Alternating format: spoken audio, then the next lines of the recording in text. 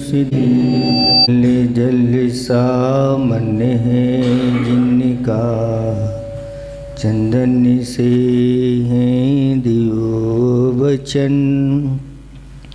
अक्षत सम अक्षत है श्रद्धा, सुमनो सा सुंदर है तन।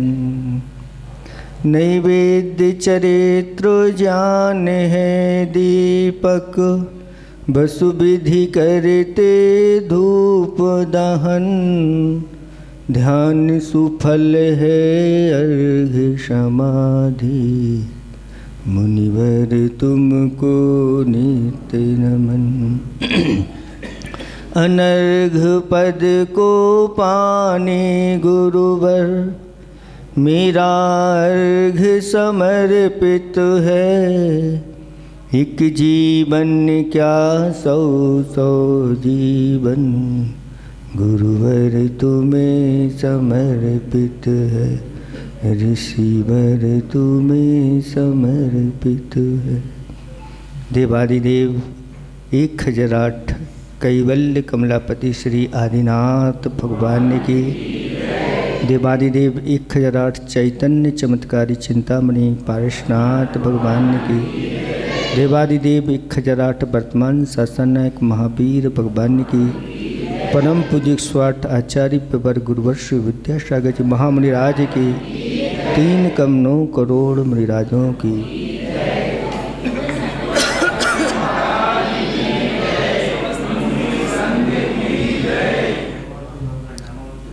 धर्म स्नेही बापात्माओं, एक राजा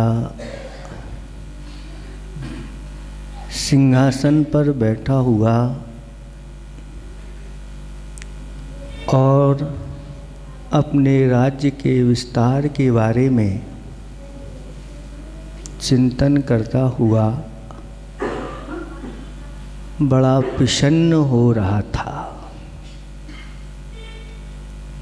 हुआ यूं कि उससे बड़े एक और राजा ने उस राज्य के ऊपर चढ़ाई कर दी।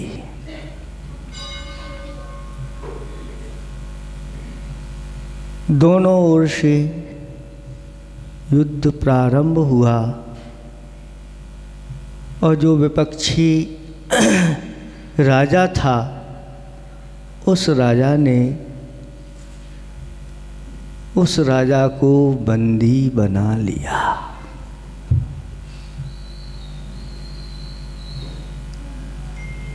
बंदी बनाने के बाद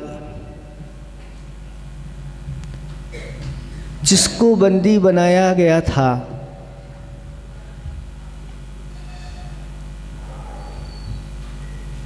वह अब प्रार्थना कर रहा है कि मुझे छोड़ दिया जाए, सब कुछ आप ले लो। विपक्षी राजा कहता है 3 दिन का तुम्हारे लिए समय दिया जाता है। अगर 3 दिन के अंदर इस राज्य की सीमा के बाहर हो गए तो आपको जीवन दान मिल जाएगा, और 3 दिन के अंदर अगर सीमा के अंदर आप पाए गए तो आपको मृत्युदंड मिल जाएगा। और उस राजा को छोड़ दिया गया और राजा ने भागना प्रारंभ कर दिया। और ऐसे स्थान से भागना जहाँ कोई देख ना पाए, जंगल जंगल जहाँ से रास्ते मिलते गए, भागता गया भागता गया भागता गया। 1 दिन बीत गया, 2 दिन बीत गए, 3 दिन बीत गए। चौथे दिन उस राज्य की सीमा से वह पार हो गया और एक दूसरी राज्य की सीमा में पहुंचता है। और वहाँ एक स्थान पर किसी विशेष दानी के द्वारा वहाँ पर गरीबों के लिए, भूखों के लिए खिचड़ी बांटी जा रही थी। 3 दिन का यह राजा भूखा था, प्यासा था, गला सूख रहा था। ऐसा लग रहा था कि अब मृत्यु निकट दिख रही है, कुछ खाने को मिल जाए तो जीवन बच जाएगा। और वहाँ पहुँच जाता है जहाँ ये सब बट रहा था। और जब वह पहुँचा तो कहता है मुझे भी, लेकिन पहुँचते समय वो खिचड़ी समाप्त हो चुकी थी।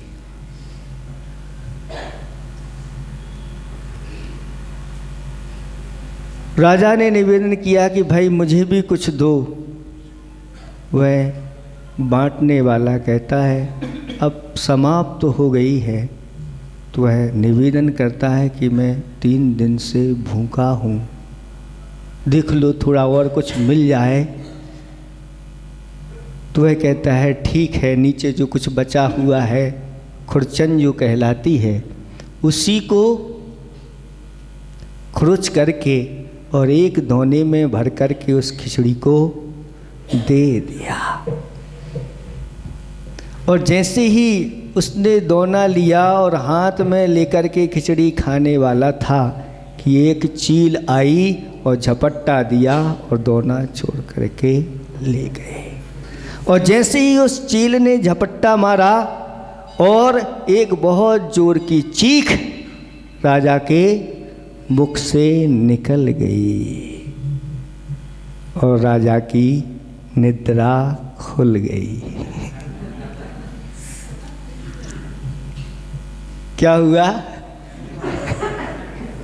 राजा की निद्रा खुल गई। राजा स्वप्न देख रहा था। और जैसे ही आंखें खुली, राजा विचार करता है कि मैं जो रात में स्वप्न में देख रहा था वो सच है कि ये जो सब आँख खुलने के बाद दिखाई दे रहा है ये सच है। आचार्य भगवंत ने एक दोहा लिखा है, दिन का हो या रात का सपना सपना होए, सपना अपना सा लगे किंतु ना अपना होए। चाहे वह दिन का स्वप्न हो चाहे रात का हो, स्वप्न तो स्वप्न होता है, लेकिन वह अपना सा लगता है लेकिन कभी अपना होता नहीं। राजा फिर पुनः अपनी गद्दी पर जाकर के बैठता है और अपने मंत्री गणों से, जो विशिष्ट बुद्धिमान थे, उनसे पूछ लिया कि ये बताओ ये सच है कि वो सच है।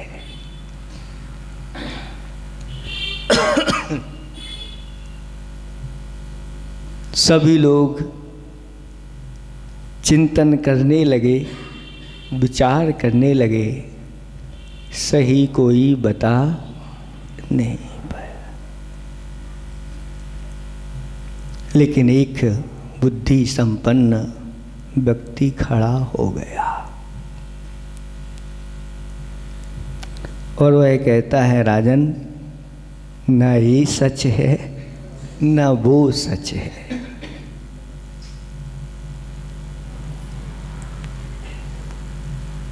जो आपने रात्रि में स्वप्न देखा वह आँख लगे तक तो रहता है, जैसे ही आँख खुलती है वह समाप्त हो जाता है। और ये जो दिन का सपना आप देख रहे हैं, हमारा राज्य है, महल है, आदि है, वैभव है, ये भी जिस दिन आँख मुदी तो ये भी सब चला जाएगा, यहीं पर पड़ा रह जाएगा।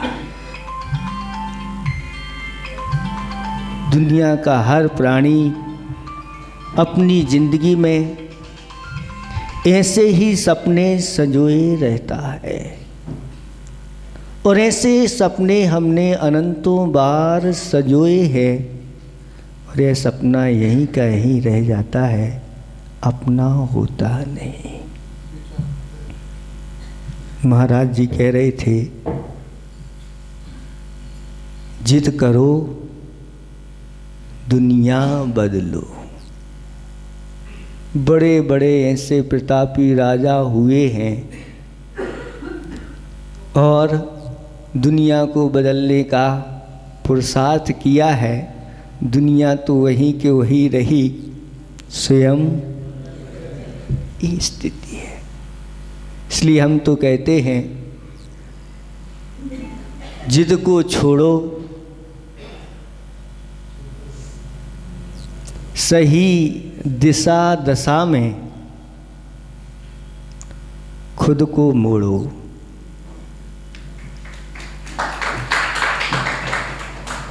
जिद को छोड़ो, सही दिशा दशा में खुद को मोड़ो।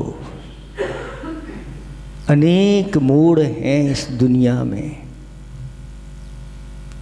और कुछ लोग तो मोड़ पे ही खड़े रहते हैं, निर्णय ही नहीं ले पाते हैं।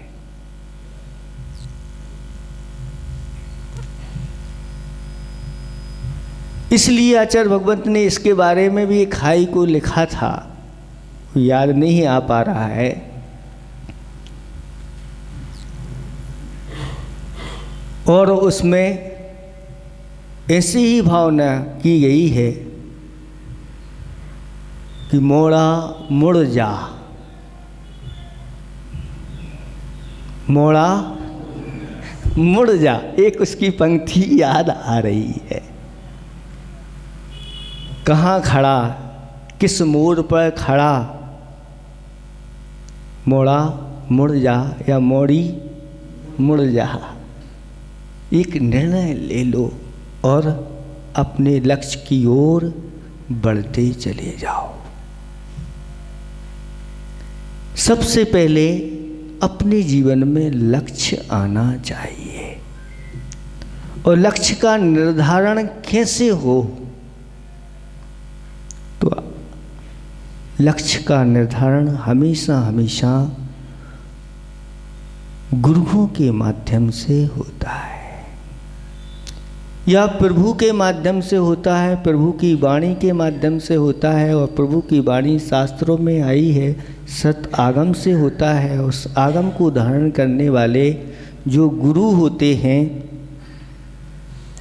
उनकी वाणी से होता है, और जो गुरुओं की वाणी को आत्मसात करते रहते हैं वो अपने जीवन में एक अच्छा लक्ष्य बना लेते हैं।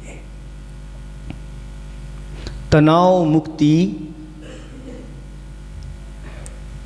धीर वीर गंभीर गुरु की उक्ति।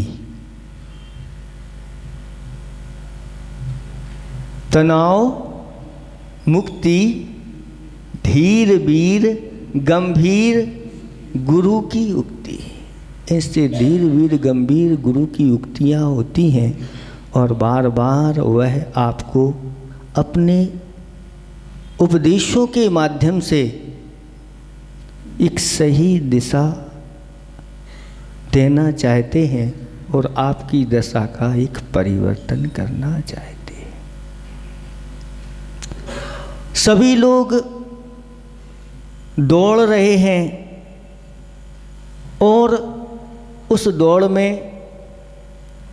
आज पढ़े लिखे लोग शामिल हो रहे हैं, लेकिन उस दौड़ का अंत क्या होगा इसकी ओर किसी का ध्यान नहीं जाता। दो प्रकार की दौड़ होती है,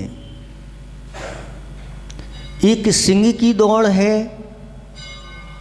और एक गधों की दौड़ है।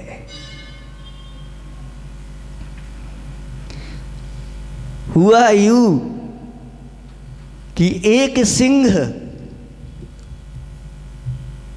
सिंहों की दौड़ में से निकल करके गधों की दौड़ में शामिल हो गया और एक गधा वहां से निकल करके सिंह की दौड़ में शामिल हो गया। अब जो सिंहों की दौड़ थी उसमें गधा भी शामिल हो गया, लेकिन लोग कह रहे हैं देखो ये सिंहों की दौड़ है, और गधा भी क्या हो गया, सिंह हो गया। और एक सिंह जाकर के गधों की दौड़ में शामिल हो गया, लोग कह रहे हैं देखो ये गधों की दौड़ है। और गधों की जब दौड़ हुई तो सिंह तो छलांग लगा करके सबसे आगे विजय पताका फहरा दी गई और उसको सम्मान मिला कि गधों में सर्वश्रेष्ठ कौन है, गधा। एक गधा शिरोमणि है, उस सिंह को क्या मिला, गधा शिरोमणि। और जो सिंहों की दौड़ में गधा शामिल हो गया था वह हार गया। फिर भी लोगों ने कहा ये बाकी में सिंह का हृदय रखता है, उसको भी लोगों ने गधा की पीठ को ठोक दिया।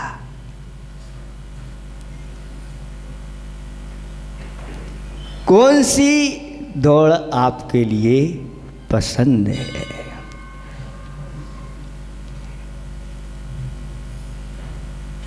बहुत सारे ऐसे चित्रण दिए जाते हैं शास्त्रों में हमें समझाने के लिए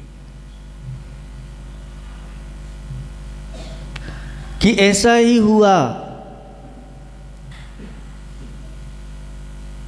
जब वर्षा काल आता है और बरसात में बादल बहुत घने आ जाते हैं और बहुत तेजी से आवाज़ करते हैं, और जब बादल छा जाते हैं तो अंधेरा जैसा हो जाता है। प्रति वर्ष ऐसा होता है। जंगल में राजा जो सिंह होता है वह सिंह बैठा हुआ है और सिंह की जो प्रजा है सभी जानवर बैठे हुए हैं, और इसी पर फिर पुनः विचार चल रहा है कि वह सावन की अंधेरी आएगी, हम क्या करेंगे, उसकी सुरक्षा के लिए हमें क्या क्या करना चाहिए। मीटिंग चल रही थी, इतने में बस जोरों से गड़गड़ाते हुए बादल आए, अंधेरा हुआ और सबको पता चल गया कि अंधेरी आई है। और जैसे ही अंधेरी आई सबसे पहले सिंह भाग खड़ा हुआ। जब सिंह भागा तो फिर सब भाग गए, और एक जाकर के गुफा में सिंह बैठ गया दुबक करके। उसी जंगल से एक कुम्हार गधों पर बहुत सारी सामग्री लाद करके ला रहा था। उसमें एक गधा ऊदमी गधा था। उसने ये मौका देखा कि अब अंधेरी आ गई, अंधेरा छा गया। उसने अपनी सामग्री पटकी और भाग गया। कौन? अब वह जो कुम्हार था गुस्से में डंडा हाथ में लेकर के ये कहाँ गया, और ढूंढते ढूंढते वही पहुंच गया जहाँ सिंह गुफा में बैठा था। और कुछ थोड़ी सी हलचल उसको दिखी कुम्हार के लिए, और कुम्हार ने जोर से एक आवाज़ लगाई, ऐसा जोर से आवाज़ लगाई कि तू यहाँ छिपा बैठा हुआ है, अंधेरी आ गई है। अरे सिंह कहता है अब अंधेरी आ गई, मुझे पकड़ने के लिए आ गई है, और भयभीत हो गया। और कुम्हार ने जाकर के उसको दुलत्ती मारी, डंडे मारे, और वह कान पकड़ के उसको, सिंह भयभीत हो गया। और उसके ऊपर सामग्री भी, अंधेरे में किसी को कुछ पता नहीं है, और गधों के साथ वह सिंह भी हो गया। रास्ते में बहुत जोरों से बिजली चमकी। वहीं एक सिंह पहाड़ी पर इस दृश्य को देख रहा था और विचार करता है कि ये सिंह हमारा भाई, ये क्या हो गया इसको। और उसने एक दहाड़ मारी, सारे के सारे गधे सब भाग गए, और इस सिंह को भी अपना स्वरूप समझ में आ गया, और इसने भी उस सामग्री को पटक करके वो दहाड़ मारी और भाग गया। ये दृष्टांत मालिका आदि जो बनाई जाती हैं, ये सब अपन सब के लिए ये दृष्टांत है कि हम ऐसे ही नरसिंह हैं। नरसिंह होते हुए भी हम ये दुनिया का बोझा अपने ऊपर लाद करके गधे बन करके भटक रहे हैं संसार में। हमारे गुरु महाराज आवाज़ लगाते हैं, जाग जाओ, तुम सिंह से कम नहीं हो, सिंह से भी बढ़कर हो, नरसिंह हो। और अपनी इस पर्याय से आप छुटकारा पाना चाहते हो तो ऐसे रत्नत्रय धारी बनकर के और पुरुषार्थ करो, तुम्हें अपने असली स्वरूप का भान होगा, ज्ञान होगा, और एक दिन इसकी प्राप्ति भी हो जाएगी। वास्तविक स्वरूप हमारा ये नहीं है बहरूपिया बन के फिरा, जाना ना स्वरूपिया। हमने अपने स्वरूप को जाना नहीं, पहचाना नहीं, और बहरूपिया बन करके चारों गतियों में अनेक प्रकार के रूपों को धारण किए हैं। और जहाँ जैसे जाते हैं, नरकों में जाते हैं तो अपने आप को नारकी मान लेते हैं, पशुओं में जाते हैं तो अपने आप को पशु मान लेते हैं, मनुष्यों में तो मैं मनुष्य हूँ, और देवों में मैं देव हूँ। लेकिन हमारा ये वास्तविक स्वरूप नहीं है। हमारा वास्तविक स्वरूप तो जैसे सिद्ध परमेष्टि है वह हमारा स्वरूप है। लेकिन उस स्वरूप की प्राप्ति अगर करना है तो आचार्य भगवंत कहते हैं अपने पुण्य को गाढ़ा करते चले जाओ। जब तक आप अरहंत, सिद्ध और संत नहीं बन पाते हैं तब तक क्या करो, अपने पुण्य को गाढ़ा करते चले जाओ। हमारा पुण्य गाढ़ा कैसे होगा? पुण्य गाढ़ा करने के साधन क्या है? तो पुण्य गाढ़ा करने के 4 साधन हैं: दान, पूजा, शील और उपवास। जो कुछ हमने अपने लिए जोड़ करके रखा है उसमें से कितना है? कुछ % निकालते चले जाओ। 25% तो आचार्य भगवंतों ने कहा है कि जो कुछ आपका है उसमें से 25% अतिथि का है, आपका नहीं है। और सही कहें तो वो 25% ही आपका है, 75% तो खाया खोया बह गया है। और वही 25% जो होता है हमारा, वो इतना पावरफुल होता चला जाता है।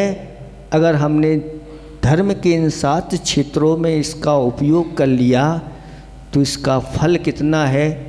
तो कहते हैं अनंत के रूप में वह फलीभूत होता है। पुण्य फूला है, पाप का पतझड़, फल अनंत। जब पुण्य फूलता है तो पाप का पतझड़ होता चला जाता है और पुण्य अनंत के रूप में। अनंत पुण्य क्या कहलाता है? ऐसा पुण्य जो पुण्य हमारे लिए अनंत चतुष्टय की प्राप्ति करा दे। उस पुण्य की भूमि पर ही बैठ करके सिद्धालय पर पहुंचा जाता है।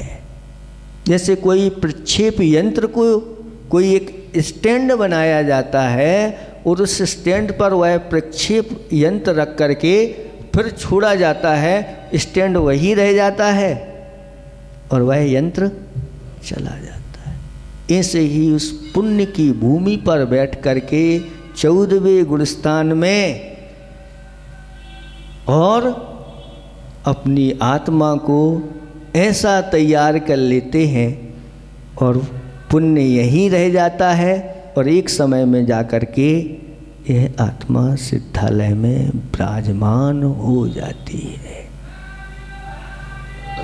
इसलिए आचार्य भगवंत आप लोगों के लिए बार बार प्रेरणा देते हैं कि इस प्रकार के अपने पुण्य को निरंतर गाढ़ा करते रहो। दान के माध्यम से, पूजा के माध्यम से,